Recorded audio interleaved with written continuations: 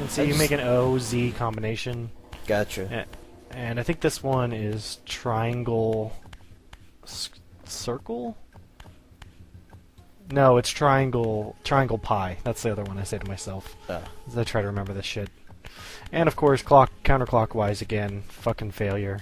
Well, also the design is failure because you can very easily walk over top of the switch that you need to rotate. Yep, and that doing so does actually ruin everything.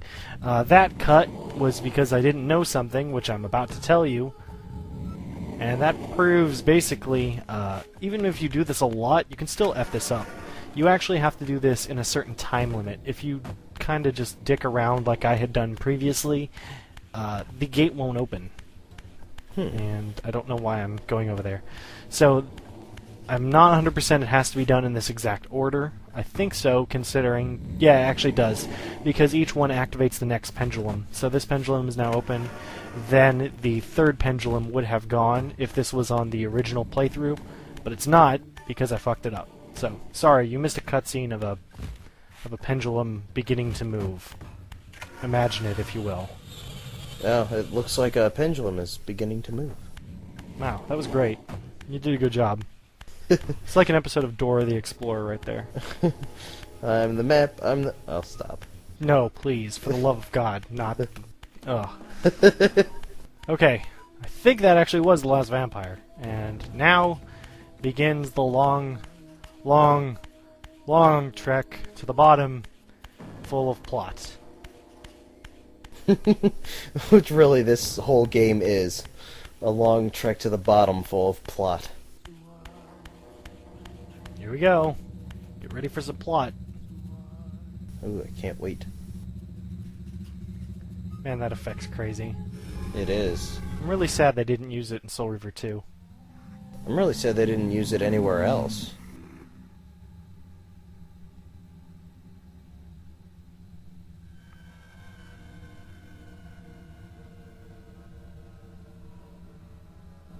My arrival in this miserable age.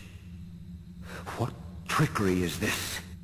It is no illusion, Raziel, but a glimpse into the currents of time itself. Whoa. I forgot about that. Uh-oh. Looks like someone's been watching us through time. I wonder who that could be. I wonder. So again, another long walk to the next one, where we get some more plot.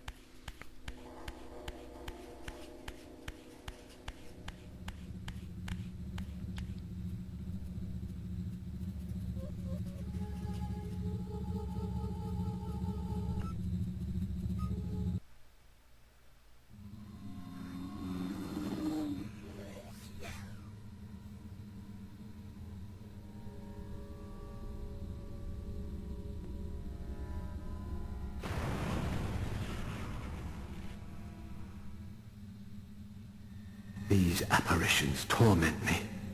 Has this all been foretold? Interestingly enough, this scene explains the line previously in the pillar area where Raziel said he could have sworn he had a glint of satisfaction in his eye as the Reaver broke. Looks like someone knew it was going to happen.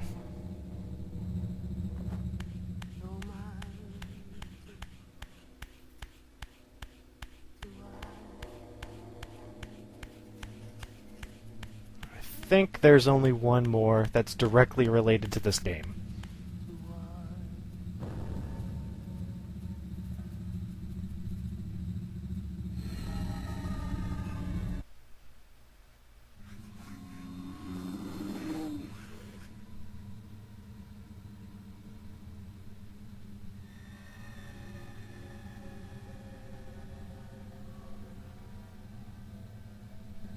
Impossible! This must be one of Kane's deceptions.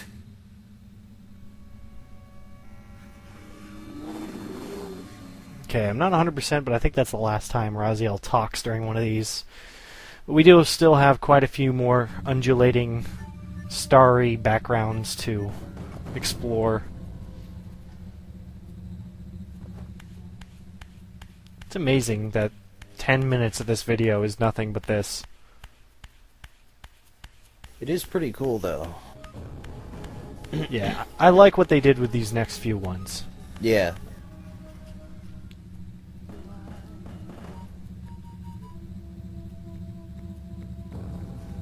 I'm still going to be quiet just in case I'm wrong about Raziel not talking.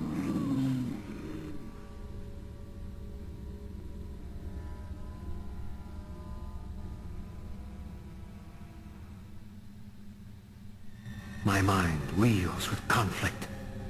Does Cain await me moments from now? Or in some century yet to come? This is the first scene that does not happen in this game. Yay! Although it was originally supposed to happen in this game. In the original plan for Soul Reaver, this is the midpoint of the game. You still were going to kill Terrell and then fight Cain and the Priestess and have one more area where you fought Cain much later, again for the final time. All that stuff was cut, and this stuff had to be rewritten into the plot of Soul Reaver 2 and Defiance. And we'll see these spots later in the series.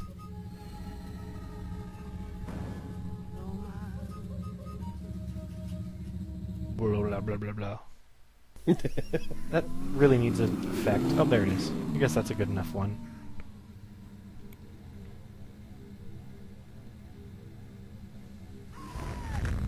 This cannot be. What madness does this scene portend? Cain must think me credulous to suffer these lies.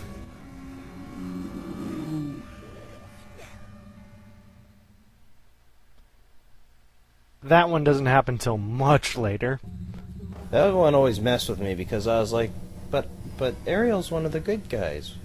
Why would I smite her? And it's funny that the original plan was for a total different purpose, but in the end it got rewritten and pretty well, so it did actually do justice to it. By the way, each of these I'm going to eventually cut to the final scene when we get to it in the actual series, so you can kind of see what they had planned in Soul Reaver versus what eventually came about in the series.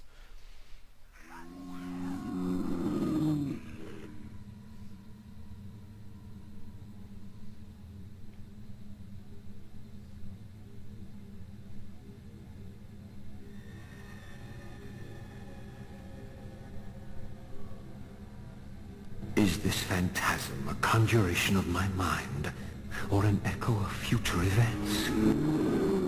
That one was to also have happened in this game. All these were originally supposed to have happened in this game. Ariel would have been killed in Soul Reaver to help you fight Cain later.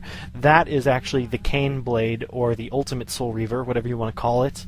It would have happened when you took part of Cain's soul, and it would have given you a stronger Reaver. Again, it doesn't happen that way, so I'm just telling you now. But when that does get rewritten into the series, it's at a very awkward and esoteric point, but it kind of makes sense a little bit. I'll show that one to you guys later too. What's interesting is that the Ariel, the Yellow Reaver, and the Cain Reaver can actually be accessed through cheat codes in this game by using a codebreaker device, and I believe there are cheat codes built into the game to enable that Reaver. Yep, there are cheat codes out doing access this stuff. For the PC version, it's also a lot easier to just hack it. Consoles, I'm not certain if it's a key press command that gives it to you. This is the Chronoplast gate, the last gate in the game. We're at the end, and by the way, I don't know why I did this. Mostly, you'll see later. It's basically because there's a glyph recharge in the center of the room. I totally forgot, but I figured I'd get health anyway. And I paused there, just in case I wanted to end the video there, but we're not. Haha! There's a little bit of the game, or the video being made. A little behind-the-scenes info.